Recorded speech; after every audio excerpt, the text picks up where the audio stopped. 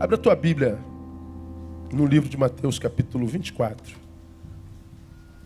Todos nós ficamos estarrecidos pelo acontecido na sexta-feira 13, lá em Paris. Mais um ataque terrorista do famigerado Estado Islâmico.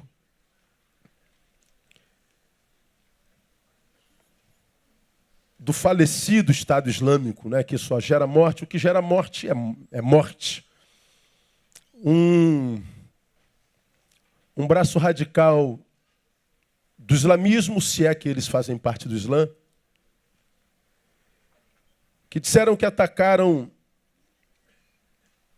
a França porque a França é um berço de prostituição, é um berço de toda sorte de carnalidade. É engraçado que na cabeça dos radicais, os radicais têm cabeça, não têm cérebro, né?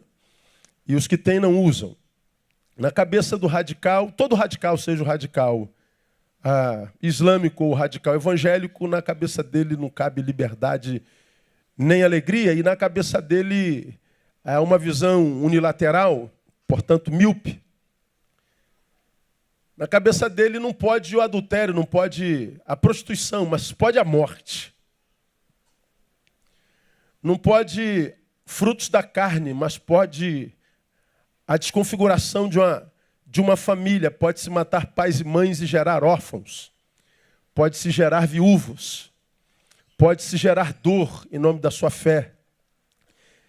E a incongruência é sem limites, porque você sabe que um radical do Islã, quando se mata, o faz em nome do seu Deus, que o promete um paraíso com 90 virgens.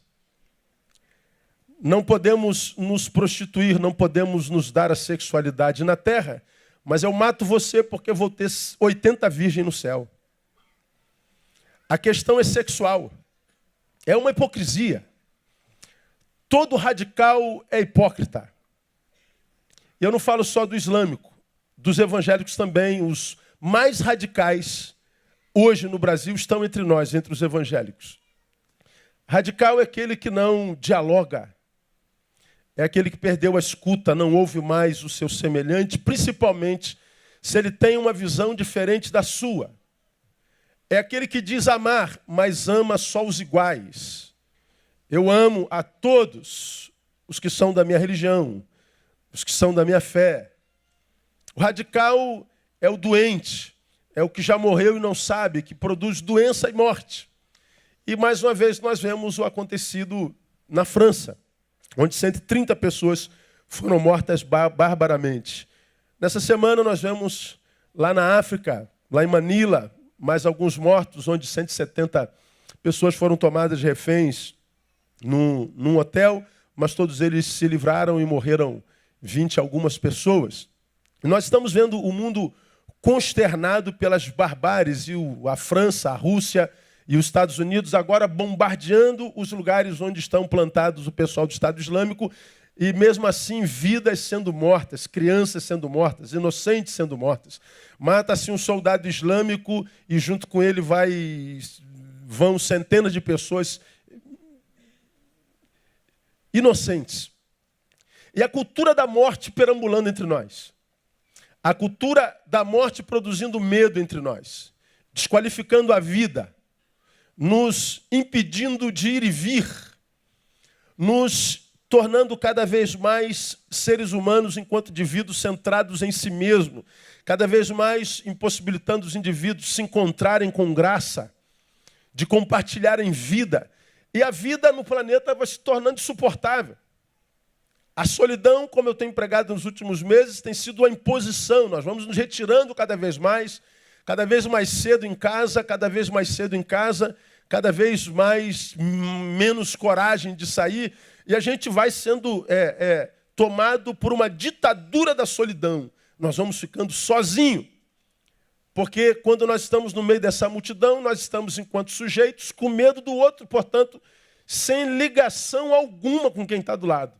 No meio da multidão, extremamente só. Na solidão a vida não é compartilhada, e a vida perde sentido. E o suicídio vai graçando. Então, se a morte não vem de fora, ela vem de dentro. A cultura da morte perambula nas ruas do planeta Terra e a vida está cada vez mais densa. Os céus cada vez mais blindados, porque nós já aprendemos aqui que as potestades do ar se alimentam da produção da humanidade. O que a humanidade produz alimenta as potestades do ar. E as potestades do ar, cada vez mais alimentadas pela produção maligna dos seres humanos, fazem chover sobre nós cada vez mais chuvas ácidas que produzem mais morte. E a cultura da morte vai sendo retroalimentada. Nós estamos caminhando por um tempo insuportável mesmo. Suportável. Para a gente falar sobre um texto que você já me viu falar muitas vezes, eu quero ler com você no capítulo 24 de Mateus, a partir do versículo 3, até chegar no versículo que eu quero, que é o 12, só para você se situar quando Jesus começa a falar sobre os princípios de dores. Portanto, não é a dor propriamente dita. Quando isso que Jesus fala nesse versículo, nesse capítulo, começar a acontecer, ele está dizendo, é só o princípio. Então, entre outras coisas, ele está dizendo, a partir do princípio, tentem vislumbrar o que será o cerne da dor, quando a gente chegar ao clímax dela. E começa assim no versículo 3. Estando ele sentado no Monte das Oliveiras, chegando-se a ele os seus discípulos, em particular, dizendo, chegaram-se, declara-nos quando serão essas coisas e que sinal haverá da tua vinda e do fim do mundo? Respondeu-lhe Jesus, acautelai-vos. Mas antes disso, deixa eu ler 1 e 2. Vamos ler 1 e 2. Ora, Jesus, tendo saído do templo, ia se retirando quando se aproximaram dele os seus discípulos para lhe mostrarem os edifícios do templo. Mas ele lhes disse, não vedes tudo isso? Em verdade vos digo que não se deixará aqui, leia comigo, pedra sobre pedra que não seja derribada. Do que Jesus está falando? Estão vendo as construções dos homens? Nenhuma delas ficará de pé. Nada do que o homem construiu permanecerá de pé. Tudo virá ao chão. Tudo será destruído. A megalomania humana, a tecnologia humana, a capacidade do homem de construir coisas que através delas ele se glorie, toda essa glória humana, nada ficará de pé. Tudo virá ao chão. Aí entra o versículo 3. Estando ele sentado no monte, chegam os seus discípulos, declaram-nos quando serão essas coisas. Que sinal haverá da tua vinda do fim do mundo? Aí ele começa, acautelai-vos, que ninguém vos engane. Porque muitos virão em meu nome, dizendo, eu sou o Cristo, e a muitos enganarão. Ouvireis falar de guerras e rumores de guerras. Olhai, não vos perturbeis, porque forçoso é que assim aconteça, mas ainda não é o fim, porquanto se levantará nação contra nação, reino contra reino. Haverá fomes, terremotos em vários lugares, mas todas estas coisas serão o princípio das dores. Então sereis entregues à tortura, está falando dos discípulos de Jesus, e vos matarão. Sereis odiados de todas as nações por causa do meu nome. Nesse tempo, muitos hão de se escandalizar, ou seja, apostatar, trair-se-ão uns aos outros, ou seja, nós não teremos confiança nem entre nós, e mutuamente se odiarão. Igualmente, hão de surgir muitos falsos profetas e enganarão a muitos. E esse é o versículo que eu quero parar. E por se multiplicar a iniquidade, o amor de muitos esfriará, mas quem perseverar até o fim, leia para mim o resto, esse será salvo. Jesus está dando alguns sinais simples aos seus discípulos, portanto, há 2000 anos atrás, de como seria o tempo cujo fim se iniciaria. Ele fala de coisas que são comuns ao nosso dia a dia. Só você analisar um por um. Esse ano não, mas no início do ano eclesiástico do ano que vem, nós vamos fazer um estudo sobre escatologia. Vamos passar pelo Apocalipse, mas vamos citar principalmente as palavras de Jesus sobre os sinais que antecederiam o fim. Vamos ficar alguns meses nos cultos quartas-feiras falando sobre isso. Eu queria que você não perdesse. Vamos falar sobre cada sinal. E a terra já está recheada deles. Sinais do lado de fora, estão aí nações contra nações, reino contra reinos. sinais do lado de dentro, que diz que nos odiariam, porque cristãos, e nos matariam. Está aí acontecendo em todo canto. Mas isso também é do lado de fora. Mas diz que nós seremos odiados por causa do nome de Jesus, do lado de fora. E diz que do lado de dentro, tanto se escandalizarão, ou seja, serão tomados por temor, pela perplexidade de virem tantos irmãos acabando como acabarão, que eles não entenderão como Deus não faz alguma coisa para livrar os seus irmãos. Então eles abandonarão esse Deus. Isso é apostasia. Paulo fala sobre isso lá em 2 Tessalonicenses. E diz que não só acontecerá a apostasia, mas nós nos trairíamos uns aos outros. Ou seja, as nossas relações seriam muito rasas. Nós teríamos relações tão rasas que uma discordância nos separaria, uma crítica nos dividiria, que uma palavra contrária, antagônica, causaria rachas entre nós, causaria inimizade, nós nos trairíamos uns aos outros, nós, o povo do amor, seríamos acometidos por ódio, que não tem nada a ver com o Cristo da igreja, nem com o Cristo de Deus. Ele fala, portanto, da péssima qualidade da igreja que habitaria o tempo do fim. Ele fala da raridade do amor e, consequentemente, dos seus frutos entre nós. Ele fala da exiguidade desse amor nas relações humanas. Ele fala, portanto, da supremacia do bicho em nós, não da humanidade em nós. Fala sobre a supremacia do homus anima em detrimento da relação ou da supremacia do homo sapiens. Nós perderíamos a razão. Nós seríamos reféns das nossas emoções irracionais. Nós seríamos reféns dos desejos, do ódio, da vingança, da violência sem sentido, do bicho. Cara, é um negócio tão real, embora escrito há 2 milênios atrás, que assusta. É a descrição do tempo que a gente chama de hoje.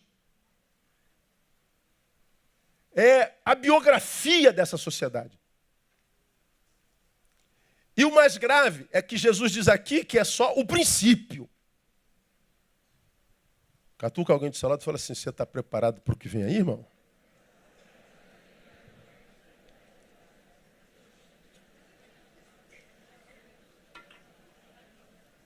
Dá medo ou não dá? Por isso que a Bíblia diz que o amor lança fora. E se não tiver amor, qual é o sentimento que domina a gente? Medo. Se não tiver amor no planeta, qual é o sentimento comum aos seres humanos? Medo. E qual é o sentimento comum aos seres humanos hoje? Medo. E é só o princípio de dores. Aí no versículo 12, que é no qual eu quero me deter com os irmãos, diz: e por se multiplicar a iniquidade, o amor de muitos esfriará. Eu tenho falado sobre isso ao longo desses anos todos. Eu acho que nenhum versículo, dentre os muitos versículos escatológicos do Novo Testamento, é tão óbvio e evidente como esse. Tão óbvio, em evidência como esse. A iniquidade aumenta, o amor esfria. Isso é escatológico. E dentre todos os versículos escatológicos preditos por Jesus, acho que esse é o mais evidente. Como nós dissemos aqui, trata-se de um tempo em que já não haveria vida na vida dos seres viventes. O amor esfria por causa da iniquidade. Então Jesus está dizendo, vede os seres viventes? Sim. Então, seres viventes sem vida. Não haverá mais vida nos seres viventes. Mas o que tem a ver, pastor, o amor com vida? Ora, você vai em Paulo, 1 Coríntios capítulo 13, você já me ouviu pregar sobre isso aqui, não preciso me aprofundar. Sem amor, nada serei. Nada serei. Ainda que eu distribua, ainda que eu fale a língua dos anjos dos homens, ainda que eu entregue meu corpo para ser queimado, ainda que eu distribua meus bens para o sustento dos pobres, ainda que a produção que eu faça do lado de fora seja linda, fotografável e louvável, Se não houver amor no peito, não há vida. Então, entre outras coisas, Jesus está dizendo, eu morro e ainda assim posso produzir, mas se eu estou morto, a produção do bem não vai trazer benefício a mim, porque eu estou morto. O amor morreu. Se o amor morreu e ainda assim eu produzo bem que não volta para mim, porque não voltou para mim, eu logo paro de fazer o bem. Então o que Jesus está dizendo? Que nós estamos caminhando para um tempo onde os seres viventes, por não terem mais vida, vão também gradativamente parando de produzir o bem. Porque o bem a gente vê muito hoje em dia. É só você ver o que aconteceu em Mariana. A sociedade se reúne e a gente vê coisas lindas sendo feitas. É só você ver a reação da população de Paris, que quando a desgraça aconteceu, muitos transportes eram requeridos, os taxistas desligaram o taxímetro e levavam todas as pessoas que precisavam para lá e para cá. No Brasil seria assim? Não, no Brasil, Mariana e as regiões circunvizinhas acabaram as águas e os comerciantes fizeram o quê? Aumentaram o valor da água. Se 1 litro custava R$2, passou a custar 20. É uma coisa linda aos brasileiros, dá orgulho, né, da nossa pátria. Então, mas ainda assim nós vemos alguns insights de bondade. Por que nós vemos insights de bondade se não há amor nos corações? Porque quando eu faço bem, isso traz alguns benefícios para mim. Primeiro, reconhecimento alheio. Olha como ele é solidário. Segundo, e sobretudo, e é mais importante, ameniza a minha culpa. Eu sei que eu estou morto, estou doente, mas quando eu dou água a um semelhante, eu tenho a sensação de que eu não estou. Então, para me convencer de que o mal ainda não me alcançou, eu produzo um benzinho. Porque vendo o bem que eu fiz, talvez eu me convença, ainda que de mentirinha, de que eu não sou tão mal quanto eu sei ser. O bem que se produz estando morto é para amenizar a culpa. Mas porque eu fiz esse bem, ele não retorna como fruto, logo eu paro de servir. Ah, eu fiz bem ontem, ninguém disse nem obrigado, agora morra, pô. É a cultura, não é? Ler a nossa geração, ler a nossa sociedade é assustador. Não tem como ler e não se angustiar. Não tem como ler e não perder o sono. Esse texto fala de um tempo que seria um tempo em que corpos caminhariam sem almas pelas ruas do mundo. Corpos sem alma. Me diz aí, uma das séries de TV americana que hoje faz mais sucesso no Brasil hoje. Walking Dead, que traduz. Caminhando com os mortos, com a morte. Nós vivemos isso. Corpos caminhando sem alma nas ruas da cidade. E quando mortos se encontram com corpos com alma, os corpos sem alma matam os seres vivos. A morte prevalece. Os vivos são minoria. Parece que o Walking Dead é profético. Você ama Walking Dead, não ama? Pois bem, veja a sua fotografia nele. A minha esperança é que você esteja entre os sobreviventes, não entre a maioria. Esse tempo seria um tempo de corpos sem almas. Porque se não tiver amor, eu não sou nada. Então, espiritualmente falando, vida e amor se confundem. Se não houver amor, o que sobra é o nada. Se não houver amor, o que sobra é o nada. Isso é que é terrificante. Porque se eu me transformo em nada, se a humanidade se transforma em nada, isso traz alguns problemas graves para nós. Por exemplo, se nós nos tornamos o nada, o problema é que quando eu denigro alguém, quando eu desconstruo a imagem de alguém para outros, eu estou desconstruindo a imagem de quem? De nada. Eu não estou fazendo nada. Quando eu Quando eu roubo alguém, eu estou roubando um nada. Quando eu produzo dor em alguém, eu estou produzindo dor em nada. Quando eu ofendo, quando eu torturo, quando eu mato alguém, eu estou matando nada. Nada.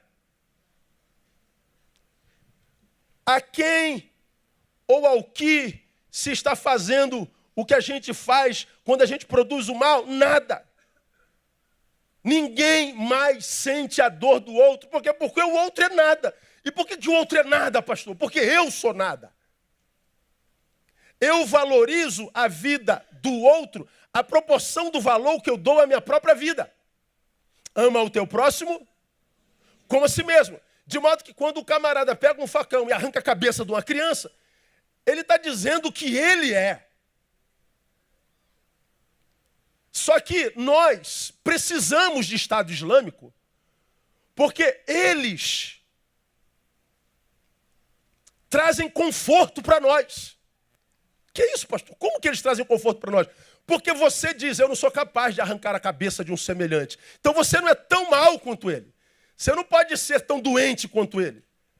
A proporção da intensidade do mal que ele produz me absolve do mal que eu faço ao meu irmão. Quando eu digo eu digo para Carla, Andréia, a Carla é uma vagabunda. Ora, dizer para a Andréia que a Carla é uma vagabunda, o que é isso diante do que o soldado islâmico fez com a Ingrid? Nem se compara. Então eu não sou tão mal assim, Carla. Você não pode dizer que eu sou fofoqueiro mal. Não, porque eu nunca arrancaria a tua cabeça. Mas eu cometi um assassinato da Carla no coração da Andréia. Por que o endemoniado gadareno era suportado por Gadara? Porque ele concentrava o mal daquela cidade inteira. Quando olhavam para aquela cidade, não olhavam para o mal da cidade inteira. Olhava para aquele ser humano no qual habitavam 6.000 demônios, muitos em um, impedindo que ele fosse ele mesmo. E aí quando Jesus chega, vê que não há humanidade no humano, o que Jesus faz? Expulsa os seus 1.000 e devolve a humanidade ao ser humano, cuja humanidade estava ausente. E aí quando Jesus liberta o endemoniado, aí ele é posto para fora da cidade. A cidade tinha medo do Jesus que libertava, mas a cidade não tinha medo do endemoniado que arrebentava a cadeia, que se alimentava de mortos, que vivia em catacumbas. A cidade, a humanidade, precisa de estados islâmicos para que ela se absolva, para que ela se veja ainda que mentirosamente, como uma sociedade equilibrada, uma sociedade boa. Mas se nós formos honestos, nós todos estamos doentes. Nós todos estamos, se não já somos, caminhando para o estado de vazio pleno, ao estado de nada, de humanos a nada. É isso que está acontecendo com a sociedade contemporânea. E como que a gente se transforma nisso? Eu vou mostrar para vocês nesses textos que está aqui. Quando eu trato o meu semelhante como nada, seja numa fofoca, seja na sonegação de um abraço, seja na sonegação de um estender a mão, seja na incapacidade de perdoar, seja no cometimento de algum ato porque desejo de vingança, independente da instância e do tamanho do fruto do mal que eu faço por comissão ou por omissão, eu estou dizendo que eu já comecei o meu estado de deformação, de humano a nada. O bom é que existe a palavra, para os que ainda têm ouvidos, que dá para a gente interceptar esse negócio, porque nós estamos passando, enquanto 7 bilhões de seres humanos, nessa deformação maldita. O nada se relacionando com nada. Isso, quando eu trato com maldade, quando eu queimo a sua imagem, quando eu torturo, quando eu ofendo, quando eu mato, eu não estou fazendo nada. Por quê? Porque o outro não é nada para mim. E por que o outro não é nada para você? Porque eu já não sou nada, só que eu não sei. A indiferença é filha primogênita de uma existência sem vida. A indiferença é a filha primogênita de um ser humano cuja humanidade se retirou e deixou o vazio que a gente chama de nada. É a indiferença, é a primeira marca. É um nada fazendo nada a um nada. É um nada fazendo nada a ninguém, ainda que a morte tenha sido impressa no outro. É um nada fazendo nada a ninguém, ainda que nós tenhamos sonegado o pão. É um nada fazendo nada a ninguém, ainda que nós não tenhamos feito absolutamente nada, só viramos as costas para dizer que não vimos. É um nada fazendo nada a ninguém, embora a produção seja sem precedentes. Você vê, é um antagonismo existencial. Eu não fiz nada. Mas você tira a foto, tem uma montanha de maldade, tem uma montanha de desgraça, tem uma montanha tão testemunhal que quando a gente olha dá vontade de não viver mais. Se é nada fazendo nada a ninguém, de onde vem o medo? Por que quando tua filha passa das 10 horas da noite, você vai para o quarto abaixar o seu joelho, dizer, Deus tem misericórdia?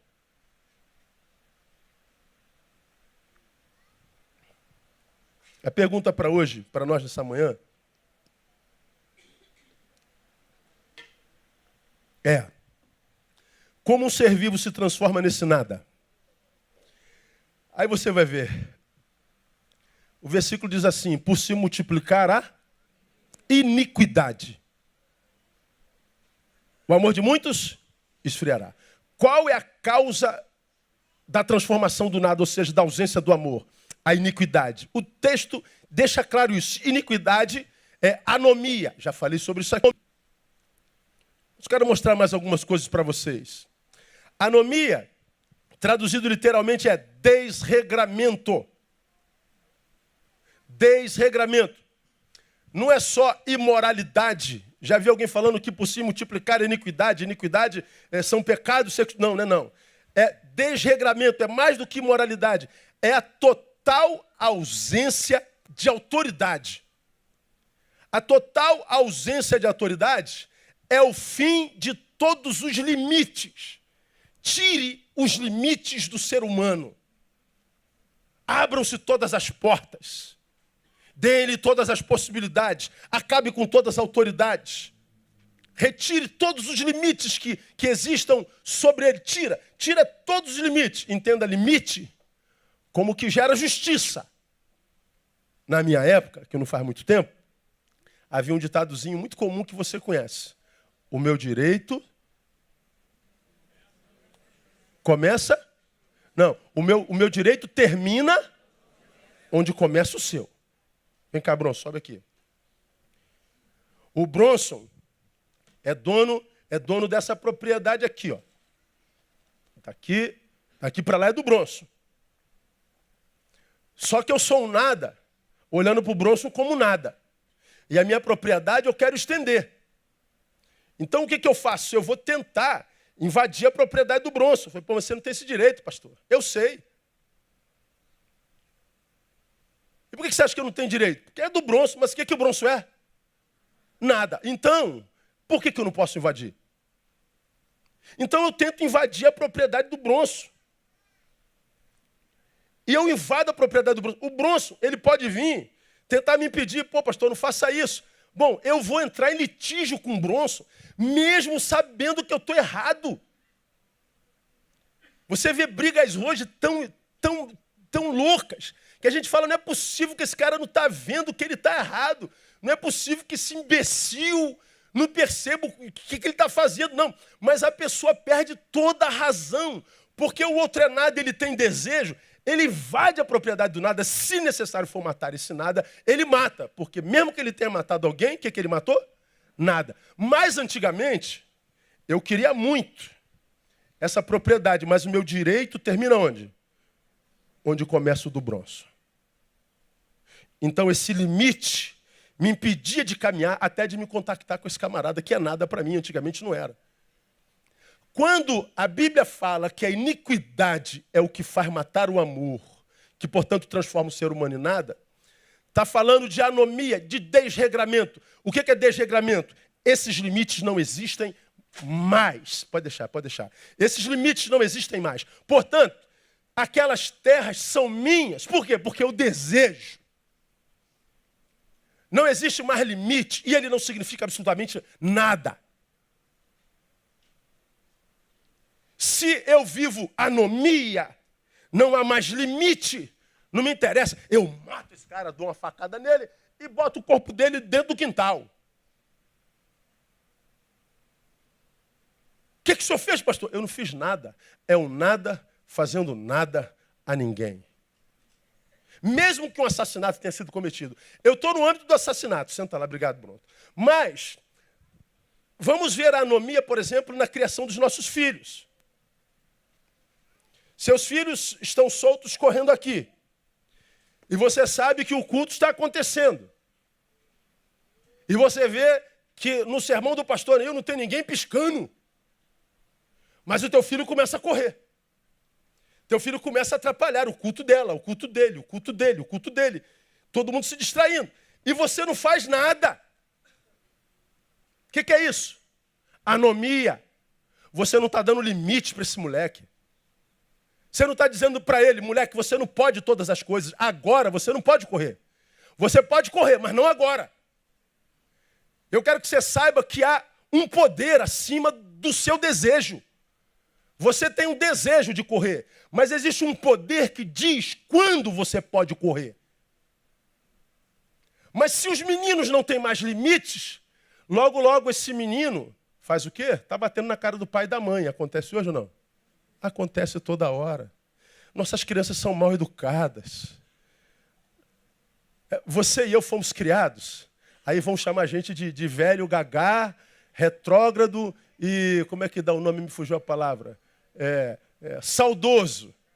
Porque antigamente nós chamávamos nossos pais de quê? Senhor e senhora. Saía para a escola e voltava. Antes de dormir a gente fazia o quê? Bença, pai. Pai, posso? Pode. Pai, posso? Não. E se o pai falou não, o não significava o quê? Não. E a gente fazia o quê? Obedecia. E se não obedecesse? Pau no lombo. Tinha limite. Eu tinha limite. Eu tinha que respeitar porque tinha punição. Ah, mas não pode bater na criança. Então tira o limite que estabelece justiça e a gente está formando um monstro. E aí o moleque sente desejo por aquela, estupra ela. E embora tenha estuprado a menina, ele estuprou quem? A nada. É um nada, produzindo nada e ninguém. Como não há mais justiça, nem punição há mais. Porque o cara vai lá, atropela, embriagado, 2 trabalhadores na rua, ele vai para a delegacia, dá depoimento e vai embora. Não há mais limites. Não se pode fazer nada. Na pós-modernidade é proibido proibir. Nem as músicas de antigamente dá para cantar mais. Mesmo dos mais, liberais. Nós somos do tempo do Tim Maia. Vale o que vier, vale o que fizer. Canta comigo. Só não vale dançar homem com homem, nem mulher com mulher. Resto vale. E hoje? Não dá para cantar mais isso. Tim Maia, tu tá ultrapassado, brother. Hoje vale tudo. Para Tim Maia, havia algumas coisas que não valiam. Hoje, o que não vale é dizer que não vale.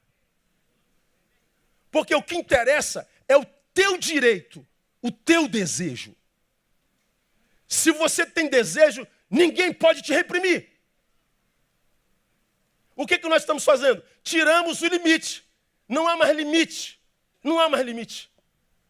E qual é o problema disso? O limite é o que estabelece o nosso senso de justiça. Não há mais justiça. Irmão, quando a gente vê um garoto estuprando a outra, quando a gente vê violência gratuita, você joga no YouTube, tem um monte de menina brigando na escola, aluno batendo em diretor de escola, professor apanhando, sendo espancado. Meu irmão, por que faz isso? Porque não há limite. E mesmo que invada limite, não há punição. Então eu sou o meu Deus. Eu sou o dono da verdade. Como eu não sou nada e o outro é nada para mim, eu invado porque não há consciência. As pessoas não têm mais consciência. Claro que não. O que produz consciência é o senso de limite. Eu só sei que daqui para lá é do Bronx, daqui para cá é meu, porque tem um muro. Mas se não houver muro, por que lá não é meu, seu desejo?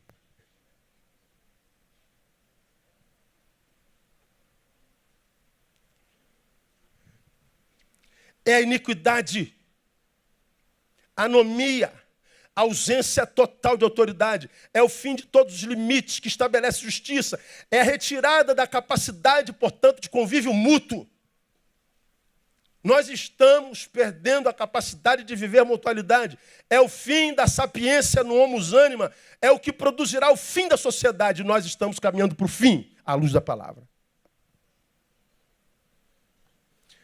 Eu me lembro de uma palavra de Nietzsche. Olha o que Nietzsche diz. Falando de limite, o que o pai calou aparece na boca do filho. E muitas vezes descobri que o filho é o segredo revelado do pai. Eu mastigo para você. Eu deveria ter dado limite para esse menino. Não faça isso, menino. Eu me calei. Porque eu me calei, porque ele disse um palavrãozinho. Daqui a pouco meu filho está xingando a mãe dos outros. O meu silêncio aparece na boca do filho. Aí o filho se transforma numa coisa que a gente se escandaliza. E ele diz, o filho é a revelação dos segredos do pai. Esse filho se transformou nisso porque o pai se calou. Ora, o filho se transformou nisso porque o pai se calou. Do que ele está falando? Da ausência de quê? Limites de educação. Como que o ser humano se transforma em nada? Através da iniquidade. Iniquidade é desregramento, ausência de limite. Isso não é caretice, isso é óbvio. Está na nossa cara. Percebam, a iniquidade começa no sujeito. Mas desemboca onde? Na sociedade. Eu perco meu limite, invado propriedades, sejam territoriais ou humanas. Eu invado a vida, o corpo, o direito do meu semelhante. Eu adoeço e a minha prática adoece meu semelhante que vai me revidar. E a sociedade inteira está assim. Bom, nós sofremos porque 130 pessoas são mortas na França. E a França, de posse da dor dos 130, manda mísseis aleatoriamente para a Síria e não interessa quantas centenas de inocentes, crianças e famílias morrem. E nós dissemos, mas pastor, olha o que eles fizeram conosco. O que eles fizeram? Mataram 130. Vocês já mataram quanto lá? 1.500. Ora, quem é pior? Ah, mas entre esses 1.500 tem 600 soldados do Estado Islâmico. E os outros tantos?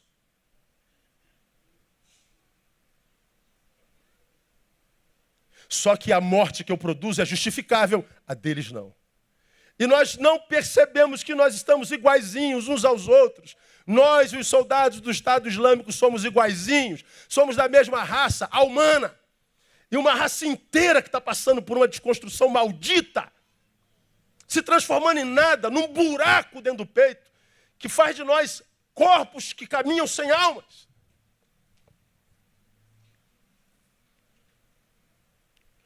E às vezes é de pai para filho, né? Por violência, ação ou por omissão.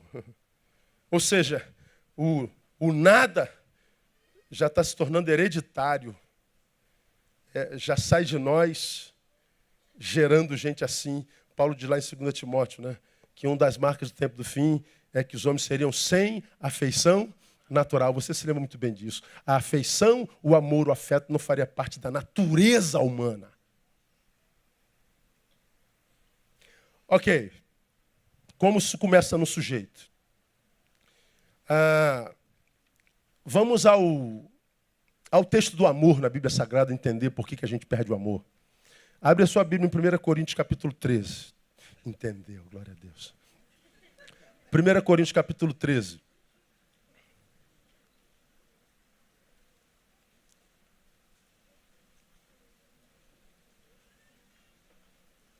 Já preguei nesse texto também.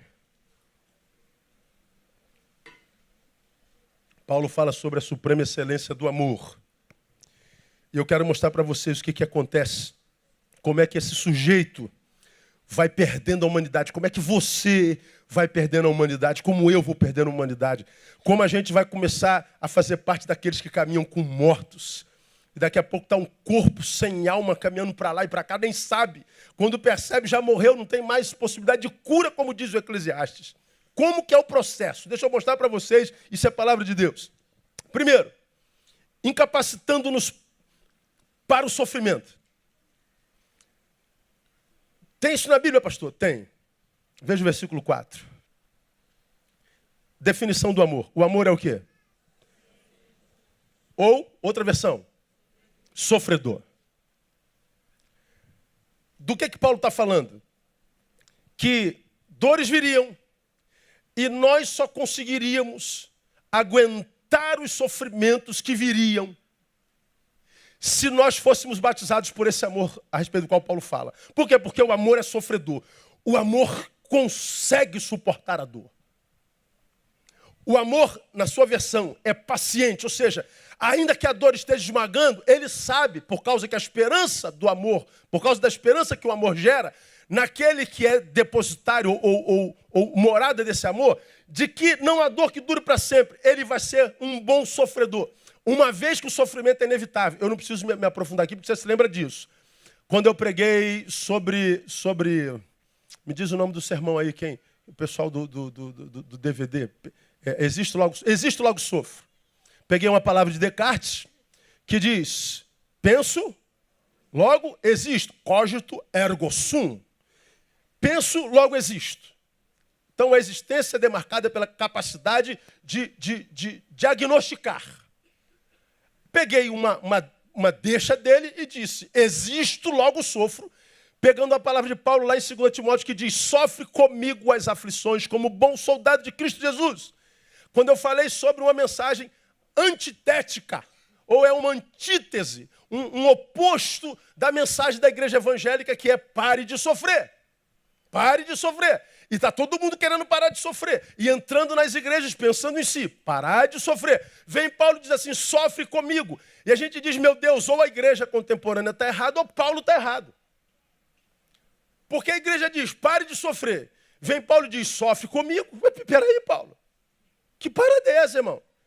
Ele não é o Deus Todo-Poderoso, ele tem que tirar de nós o sofrimento. Ele tem que tirar de nós a angústia. Ele tem que nos colocar numa bolha anti-dor, anti-frustração, anti-gordura, anti-divórcio, anti-fracasso, anti-cabelo duro, anti-tudo que é ruim. Ele tem que nos colocar, ele não é poderoso, então ele tem que nos blindar de toda a dor. Pois é por isso que a gente constrói esse evangelho que não existe.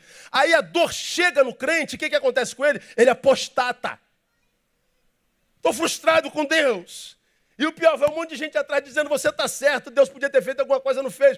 Por que ele não sabe suportar o sofrimento? Porque o amor já feneceu. É o amor que é sofredor. É o amor que me capacita para a dor. Porque a dor é inerente à vida. Não, pastor, a dor é produto do pecado. É produto do pecado? Aí nós falamos lá em Gênesis que uma das maldições sobre a mulher é que multiplicarei grandemente o quê? A dor da tua concepção. Ou seja, a dor do parto será multiplicada. Só se multiplica o que existe. Como eu falei lá, alguns irmãos pensam que se não houvesse pecado, a criança ia nascer assim, ó, você abrir a perna, e pluf, caiu. Ó, ih, nem vi. Ó, nasceu. Que beleza. Ó, um buraquinho desse tamanho, fica desse tamanho e não ia doer. Ó, que beleza. Doença é não sentir dor. Se alguém botar um isqueiro aceso na tua pele e não sentir dor, é porque você tem lepra, hanseníase, perdeu a sensibilidade, está doente. Doente não é quem sente dor, é quem não sente dor. E quando a gente diz, Deus, eu não quero sofrer, você está dizendo que está doente, você morreu.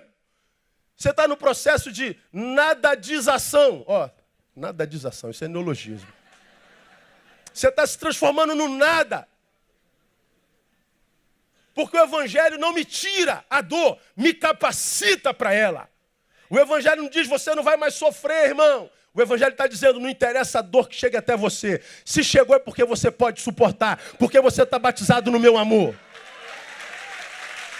O amor é sofredor. Agora, como é que o homem vai se transformando em nada? É primeiro retirando dele a sua capacidade de sofrer. Faz dele um frouxo.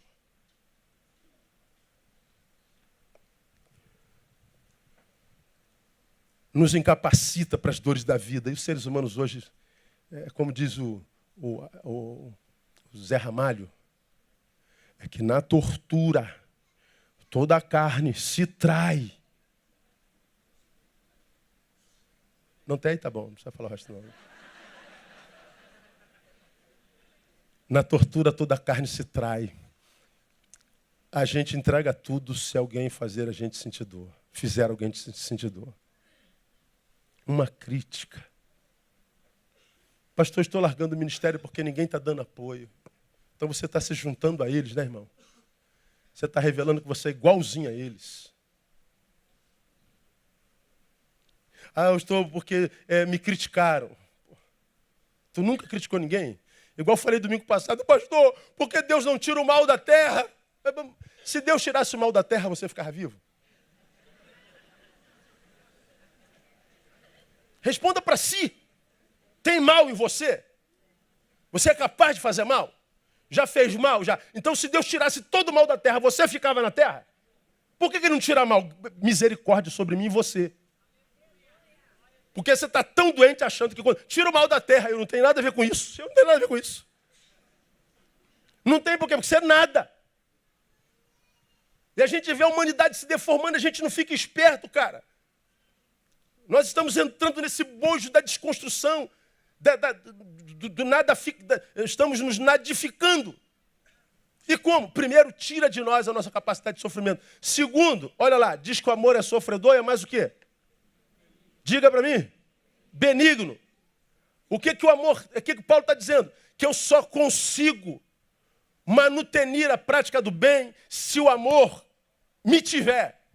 Não é eu ter o amor, é se o amor me tiver.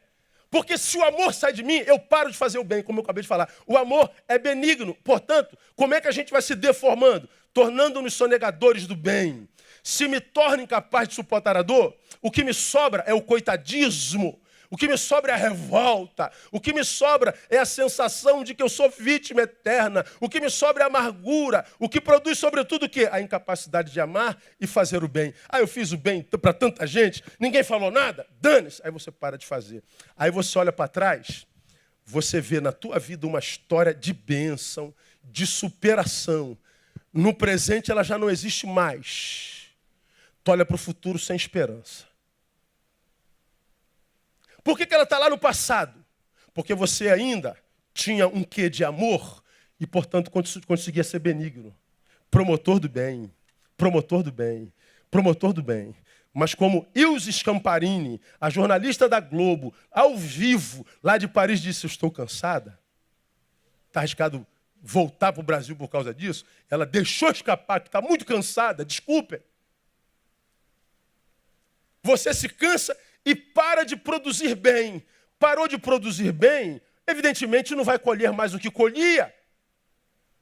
Portanto, o verde do passado começa a se acinzentar no presente e no futuro bem próximo já é seca. E aí você diz, se está em seca hoje, que me garante que se plantando vai dar. Você para de plantar, você começou a sonegar o bem. Quanta gente boa, cara, a gente vê sendo desconstruída.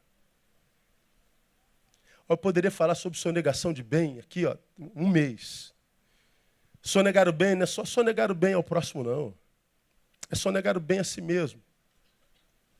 Por exemplo, alguns de vocês estão em relacionamentos que só fazem mal para a vida. Alguns de vocês estão em relacionamentos tóxicos, que vão matar você devagarinho. Você sabe que vai morrer daqui a um mês, daqui a um ano, daqui a 2 anos, nesse relacionamento maligno.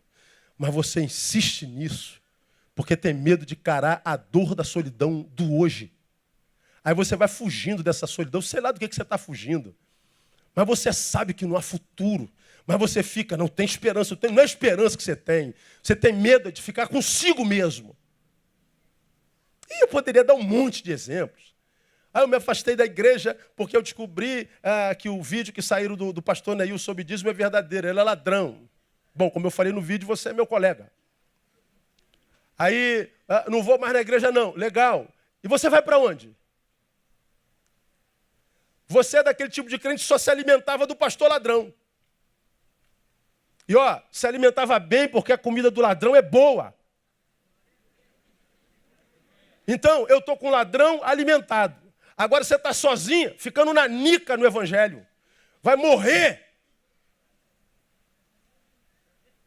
E muitas vezes descobre que o ladrão não é ladrão, tenta voltar rastejando. Nem força para rastejar tem.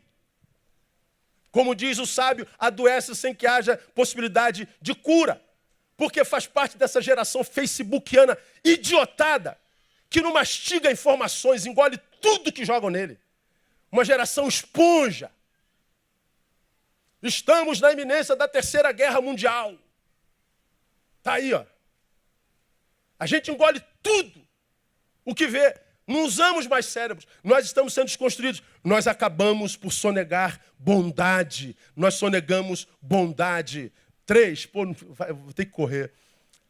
Veja mais. O amor é sofredor ou paciente, é benigno, não é mais o quê? Não é? Invejoso. Invejoso nós já falamos aqui muito. Invejar não é querer ter o que o outro tem. É querer que o outro perca o que você não tem.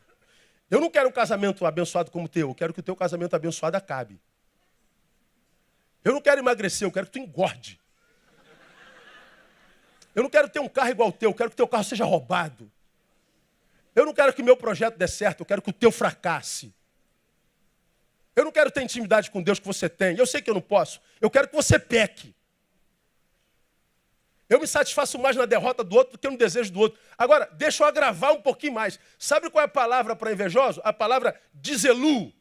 2 Os. Dizelu. Você sabe o que é a tradução literal de dizelu? Esforçar-se por. Então, quem? Deixa eu ver aqui. O Alisson, eu não quero ter um casamento igual ao teu. Eu vou trabalhar, me esforçar para acabar com o teu. Eu vou dar em cima da sua mulher. Eu vou inventar alguma coisa dela para que ela se desconstrua em você. Eu vou dar uma de amigo teu. Aí, parceiro, estamos juntos. Mas, na verdade, eu vou estar te roubando por trás. Eu vou estar te sabotando. Eu vou me fazer de parceiro, de irmão, mas eu quero destruir o teu ministério. Quero destruir isso que você faz com tanto zelo. Eu vou pedir para você me dar um emprego na sua empresa, porque nós somos amigos desde a infância, e dentro da tua empresa eu vou me esforçar para fali-la. Acontece hoje, não? Não é amor. A palavra gratidão, essa geração nem sabe o que é isso.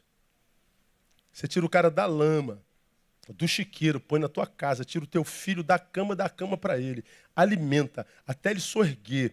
E ele então se soergue. Quando ele soergue, ao invés de te dizer obrigado, o que ele faz? Te dá uma facada nas costas. Ainda sai por aí justificando porque te deu uma facada. Como a geração é idiotada, acredita no esfaqueador. Nos faz invejosos. O que mais que o amor é? Diz aí.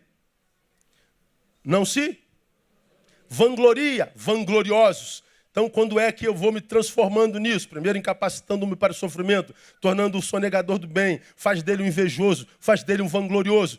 Vangloriar-se é dizer-se mais do que é. É a prevalência nesses indivíduos do exibicionismo. Quem é o vanglorioso? Ele é uma coisa e quando exibe a coisa vai muito maior do que o que de fato é. Acontece hoje, não? Pelo amor de Deus. É uma mentira ambulante. Qual é a marca do vanglorioso? O exibicionismo. Qual é a catedral da vanglória no tempo pós-moderno? O Facebook. Falo dele todo domingo. onde está todo mundo se sentindo feliz. Vanglória.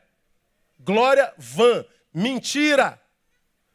O Facebook é a projeção do desejo da humanidade. O Facebook é o mundo que nós gostaríamos que existisse. O nosso Facebook é o que nós gostaríamos de ser, mas sabemos, não somos. Ninguém está se sentindo feliz o tempo inteiro. As viagens que você faz para Friburgo ou Nova York não fazem você feliz. Se você é infeliz, você esteja em Friburgo ou Nova York, você vai estar infeliz em Friburgo e Nova York. A diferença é que em Friburgo você tem lugar para tirar foto. Em Nova York você tem lugar para tirar foto. Você joga no Facebook e você convence a todo mundo que você não está infeliz, mas você não se convence disso. Mas porque em Nova York, em Friburgo, tem lugar para tirar foto, você tem que estar lá o tempo inteiro.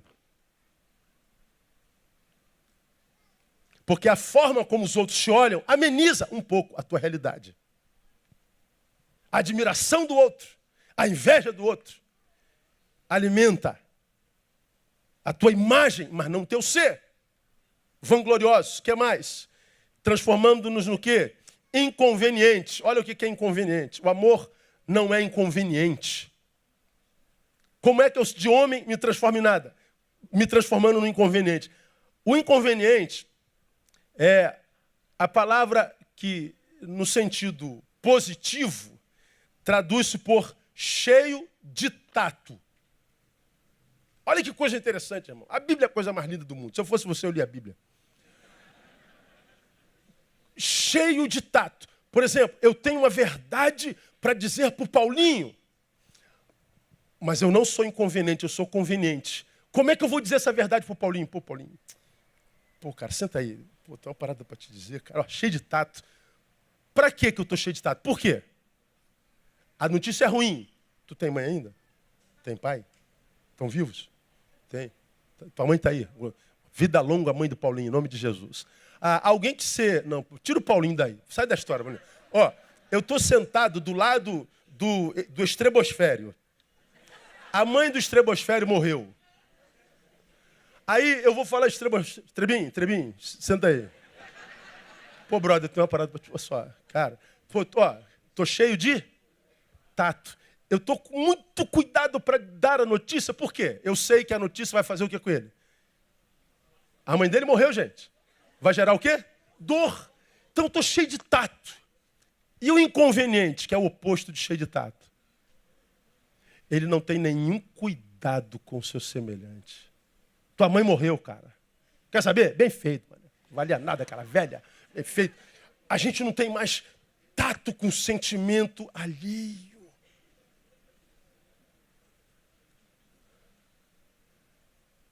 A gente não tem mais tato. É só você ver o comentário embaixo das publicações de Facebook. Eu sigo o MMA, a luta que a Ronda Rousey fez contra uma brasileira, a anteluta, antes da derrota dela. A menina fez alusão, na verdade ela nem quis dizer isso, que o pai da Ronda se suicidou. E ela fez uma colocação que pareceu que ela estava zombando do fato do pai da Ronda ter se matado. Na verdade, não foi. Aí começaram os comentários dos inconvenientes. Tanto para a brasileira, como o pai da Ronda. Se matou, era frouxo, devia morrer mesmo.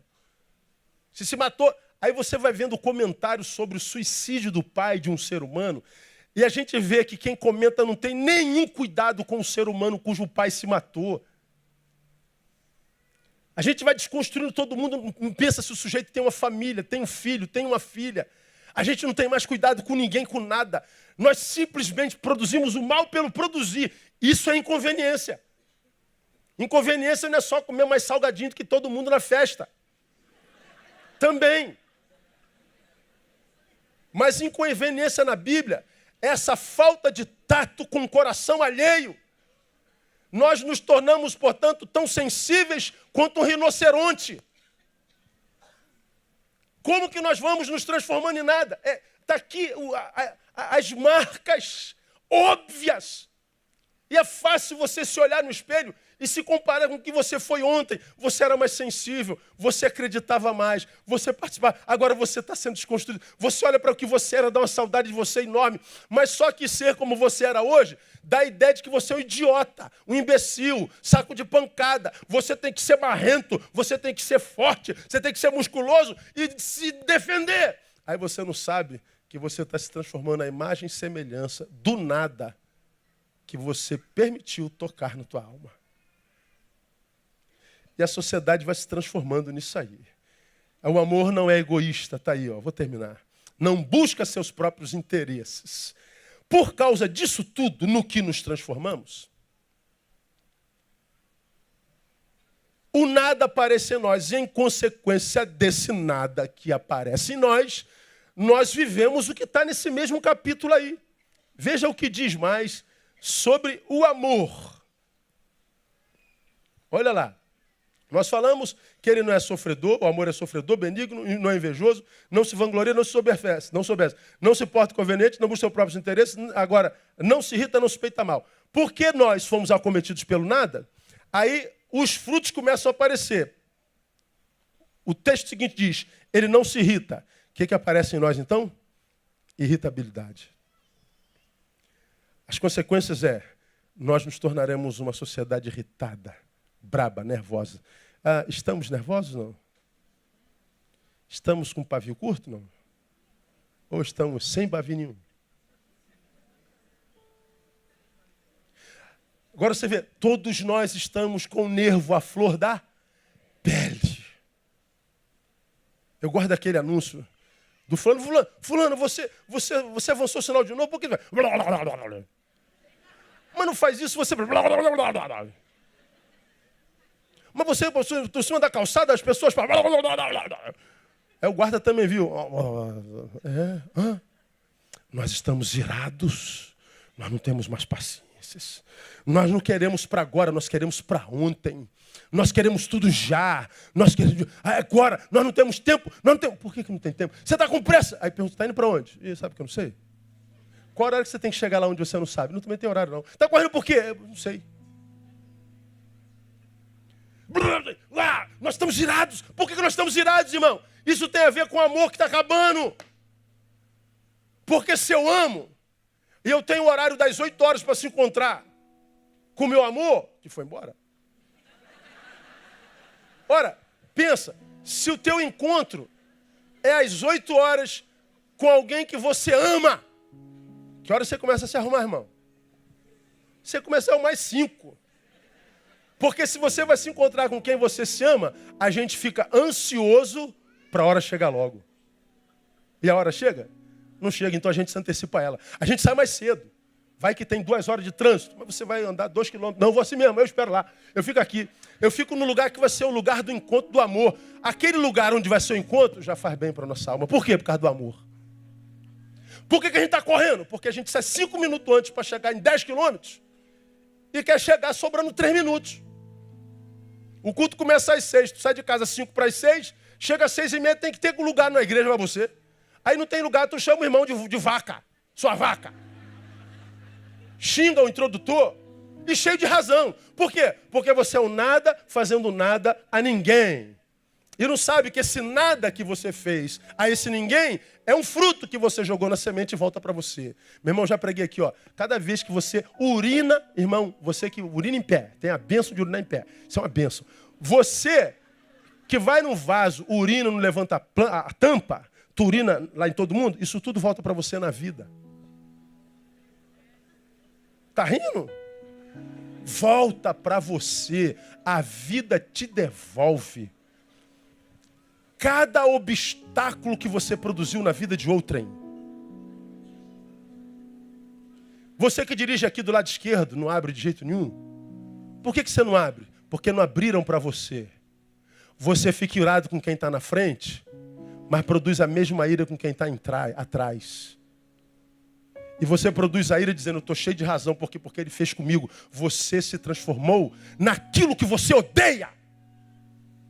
Por isso a baixa autoestima que produz depressão e suicídio. Odeia aquilo, passa longe daquilo, vai para o canto da rua.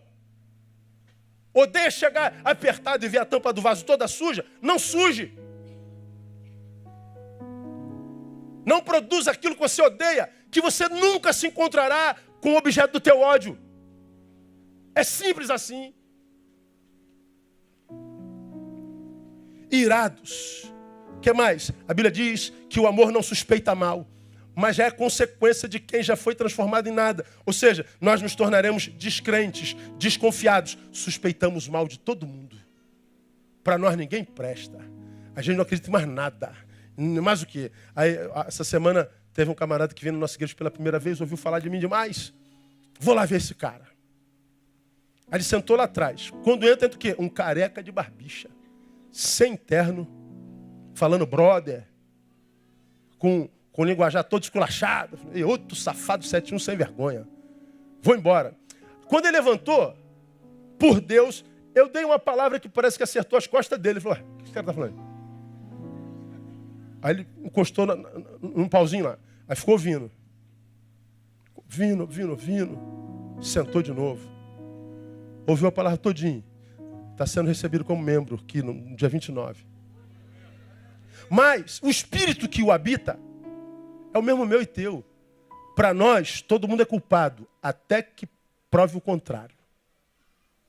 Antigamente, todo mundo é inocente, até que se prove o contrário. Porque o ônus da prova é do acusador, não da vítima. Mas para nós, todo mundo é culpado. Isso é uma forma de proteção. Só que essa proteção, ela tem que ter limites. Porque senão eu só nego a entrada na minha vida de todo mundo, inclusive de gente boa, que é gente cada vez mais rara entre nós. Mas se eu estou me transformando em nada, eu vou me transformando num desconfiado. O que mais? Estou terminando. Não se regozija com a injustiça. Ora, se o amor já foi, eu me torno, portanto, alguém que se regozija com a injustiça. Ou seja, eu me torno um iníquo. Olha que coisa! Iniquidade é anomia, desregramento, que é a ausência total dos limites. Limite que pressupõe justiça. Quando eu sou tomado pelo nada, eu me torno o iníquo que me transformou em nada. Eu produzo na proporção daquilo que me deformou. Por último, tudo sofre, tudo crê, tudo espera, tudo suporta. Preste atenção para a totalidade. Tudo sofre, tudo crê, tudo espera, tudo suporta. Ora, sofrer, crer, esperar, suportar, o que é isso? Isso é a vida.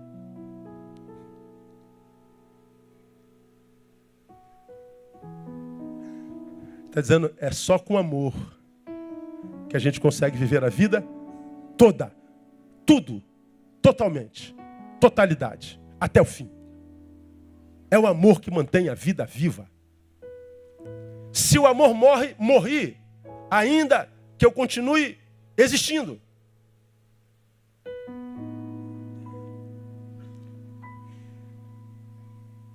Se o amor acaba, irmão, me torno irritado, descrente, iníquo, incapaz de ver a vida. Isso faz da vida um horror. E se a vida é assim, seremos produtores desse horror. Termino com um vídeo de 3 minutos. Por isso quem se levantou pensando em horário, perde o que a palavra está ministrando. Eu fico vendo assim, 3 pessoas se levantaram. Claro que cada caso é um caso, pode ser um problema. Fico pensando, ouvindo uma palavra dessa, o cara se levanta para ir no banheiro. Meu irmão, eu mijo na garrafa d'água.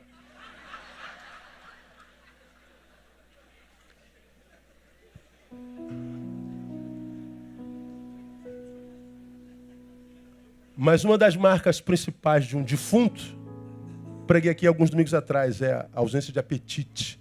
Nada apetece o morto.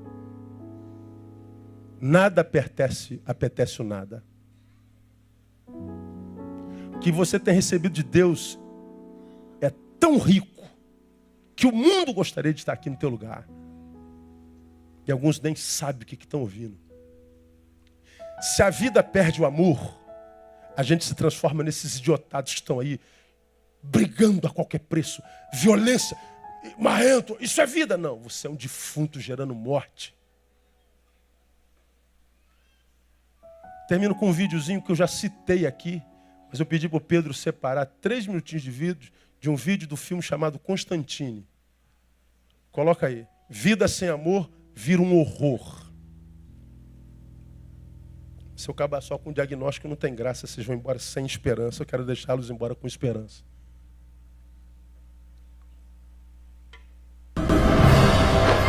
Para a luz!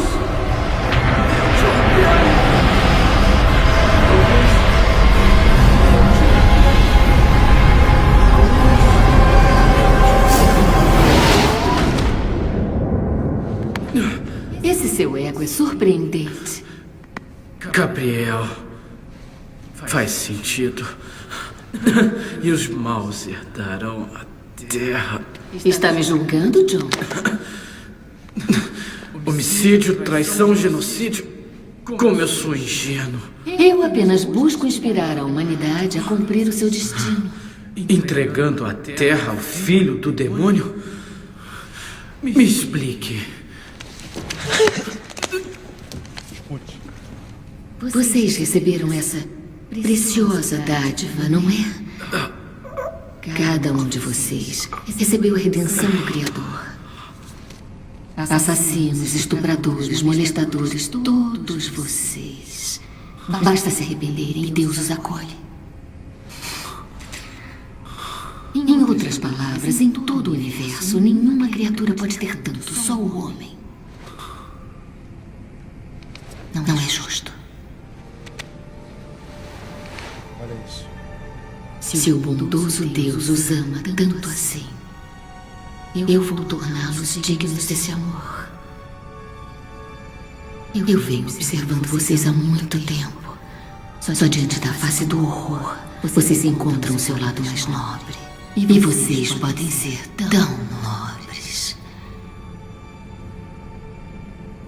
Então, vou proporcionar a dor. Vou trazer o horror.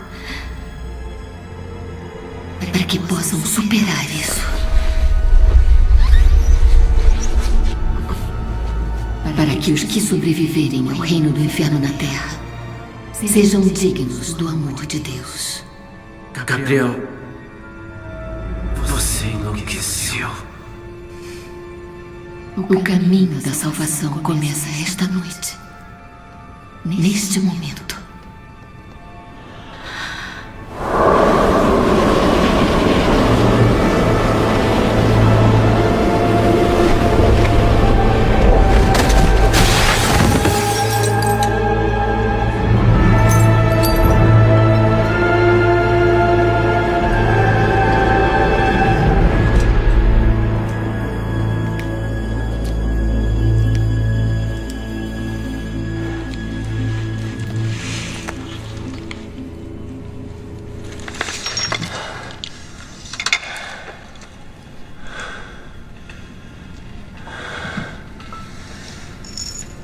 Sei que não sou um dos seus favoritos.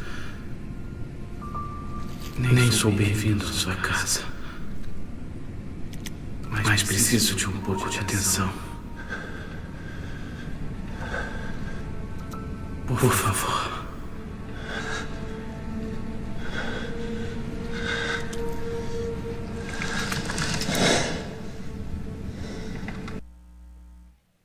Ok, preste atenção que eu vou terminar aqui. Constantine era um camarada que estava tentando impedir que o filho do demônio nascesse e produzisse a desgraça na terra. Leia o Apocalipse. Mas o interessante é que quem tenta patrocinar a vinda do filho do demônio à terra é Gabriel. Portanto, uma nova rebelião no céu. Veja que Gabriel é um ser híbrido. Gabriel para nós seria do sexo masculino, aparece uma mulher. E é engraçado que o autor do livro, do filme, ele diz uma coisa que a gente sabe muito bem. Ninguém na criação tem o que vocês têm.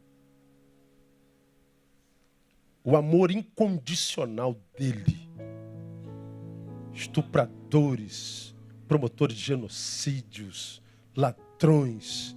Basta que vocês se arrependam e ele se enche de amor por vocês de novo.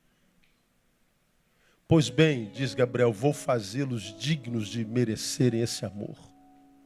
Aí diz exatamente o seguinte: só diante da face do horror vocês encontram o seu lado mais nobre. E vocês podem ser tão nobres. Então vou proporcionar a dor. Vou trazer o horror até vocês. Quando eu vi esse filme, irmão, há muitos anos, eu não me lembro do enredo do filme todo. Eu vejo um filme ontem, eu não me lembro hoje mais. Essa frase eu nunca mais me esqueci.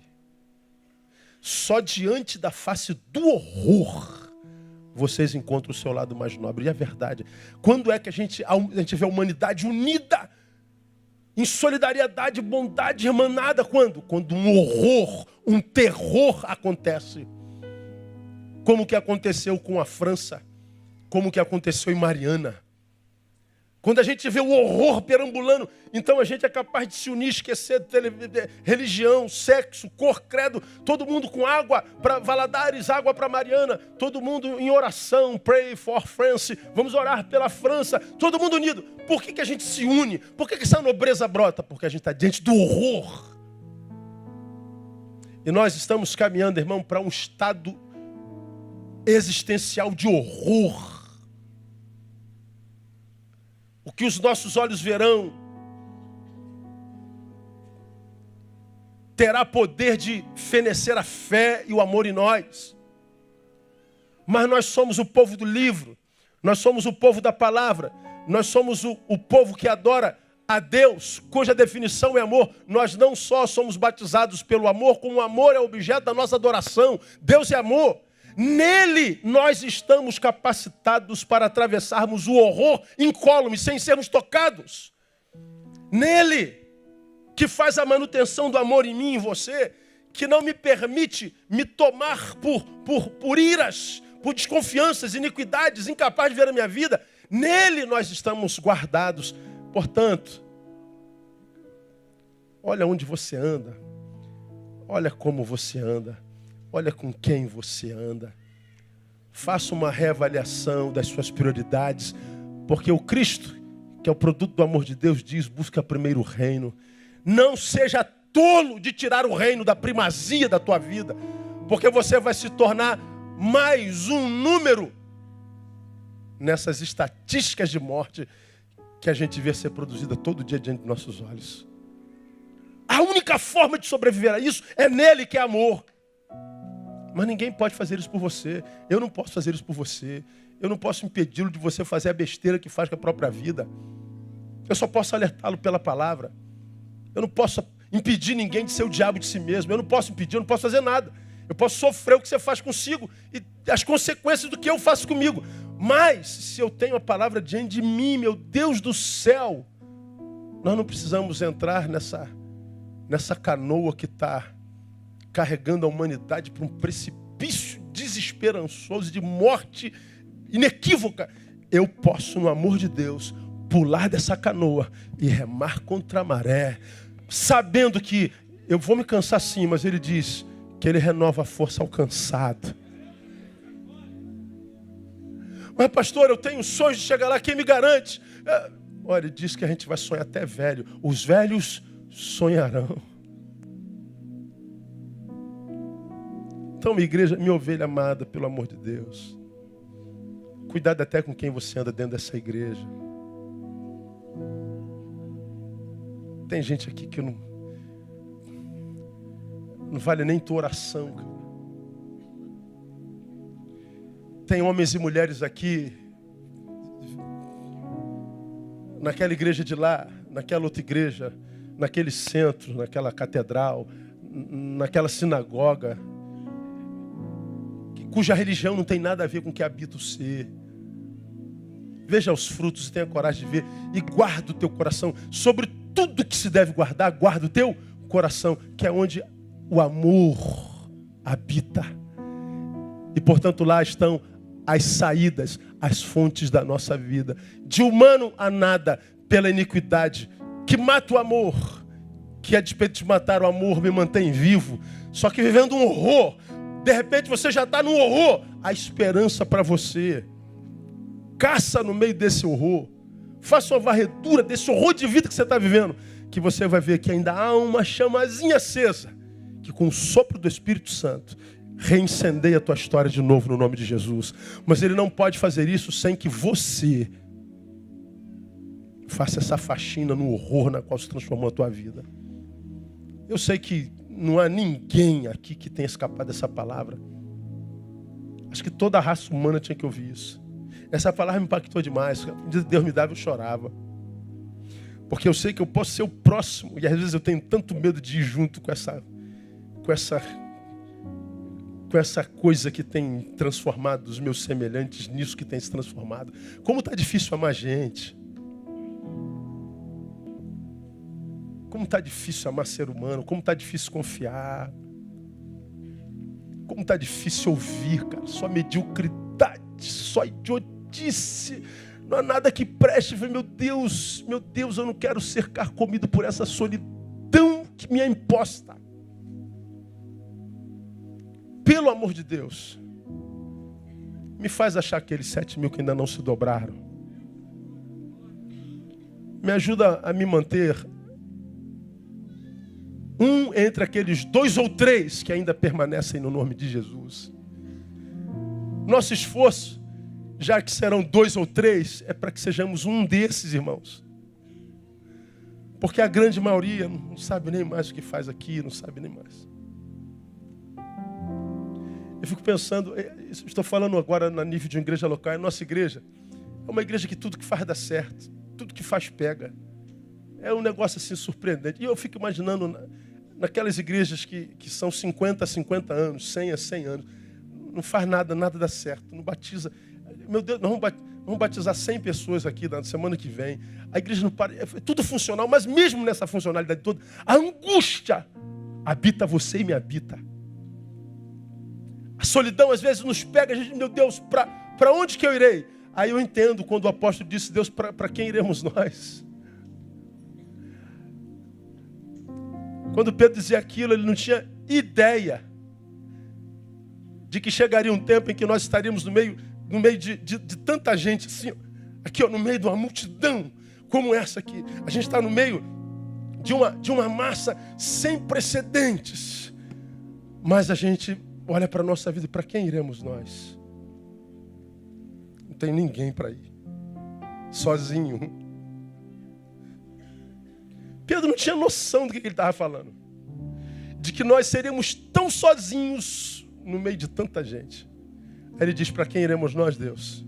Se só tu tens a palavra de vida eterna. A palavra de vida eterna está na boca de gente. Nós somos a boca de Deus. Nós somos a palavra de Deus. Então, quando a gente vai a Deus, a gente vai ao próximo. Mas cadê o próximo no qual a gente encontra Deus? Só tem doido, meu. Só tem diabo de si mesmo. Então, se você é um dos 3, cara, você tem que ter uma luneta procurando os outros 2. Relacionar-se com sabedoria, com a multidão, porque de repente ele está querendo se transformar em um daqueles. Ajude-o a ser se você é um deles. Mas se você perceber se ele quer desconfigurar você, o homem faccioso, depois de uma outra demonstração, evita. Continua garimpando nessa humanidade transformada em nada, aqueles cujo ser ainda haja o amor de Deus. E vocês se retroalimentam. Porque ela tem o amor de Deus, ela me alimenta. Porque eu tenho o amor de Deus, eu alimento a ela. E nós vamos nos retroalimentando da vida que habita o ser e não do que o ser tem. Eu não quero o que ela tem, eu quero o que ela é. Uma morada do Altíssimo. Uma portadora do amor de Deus que mantém a vida viva e que nos impede de transformarmos-nos em nada. Quem tem entendimento? Entenda, quem tem ouvidos. Ouça o que o Espírito diz à igreja. Aplauda ele.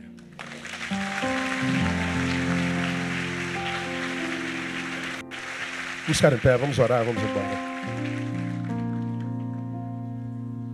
Domingo que vem, compra esse DVD, leve para sua casa. Guarda e ouça essa palavra uma vez por mês. porque essa veio do coração de Deus para você. Que tempo horrível é esse que a gente vive? Que tempo horrível é esse?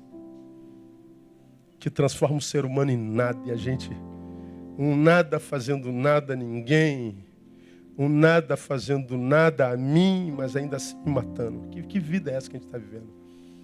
Que a gente possa se esconder debaixo das asas do Altíssimo. Vamos orar. Ó Deus, muito obrigado por essa manhã. Não temos como agradecer-te, Deus. Só temos que te pedir misericórdia, Deus. E te dizer, Pai, que nós não queremos nos transformar em nada. Não permitiremos que façam isso conosco, e nem nós faremos a nós mesmos. Lutaremos contra nós com unhas e dentes. E nós permaneceremos remando contra a maré, ainda que sozinhos, acreditando que Tu renovas nossas forças. E que o nosso sonho se cumprirá, porque até velho sonha. Deus, Tu sabe quantos nadas existem aqui nos ouvindo. E quantos filhos amados caminhando para lá. Então nessa manhã, Deus, que seja essa manhã uma manhã de milagres. Que seja uma manhã de ressurreição, Deus. Uma manhã onde pessoas sejam reconduzidas ao santíssimo lugar. O lugar onde a chama arde de noite, não se apaga. Leva-nos a esse lugar, Deus. Leva-nos a esse lugar. Ó Deus, tem misericórdia de nós. Tem misericórdia de nós. O que os nossos olhos veem é desanimador, é desesperançador. Não sei se existe essa palavra. Mas Deus, quando nós olhamos para o que pode brotar de nós mesmo no meio do horror, nós temos esperança. Então nos ajude a que nós não precisemos chegar ao horror para tirar nobreza. Que nós produzamos nobreza sem que o horror chegue. Para que ele jamais chegue na nossa vida, no nome de Jesus. Guarda-nos de nós mesmos. Muito obrigado, Deus, por Tua palavra. Muito obrigado pelo Teu amor. Tu és amor, Deus é amor. Que nós não abramos mão do amor, Deus, de fazer bem, de produzir bem, de semear bem, de sinalizar o reino de Deus no caminho. Seja assim, Pai. E agora, Deus, Teu servo sai do culto e viaja para Campos para ministrar na nossa igreja lá. Guarda-nos na estrada. Que nós cheguemos em paz, ministremos e voltemos amanhã em paz. Guarda meus irmãos que vão para casa. E que essa semana seja uma semana de profundas experiências contigo. Nós oramos e abençoamos Teu povo. No nome de Jesus, nosso Senhor que reina. Amém e aleluia. Aplauda Ele forte. Deus abençoe você. E que te mantenha saudável no nome de Jesus. Abraça teu irmão. Até logo mais, se Deus quiser. Quem já pisou no sangue.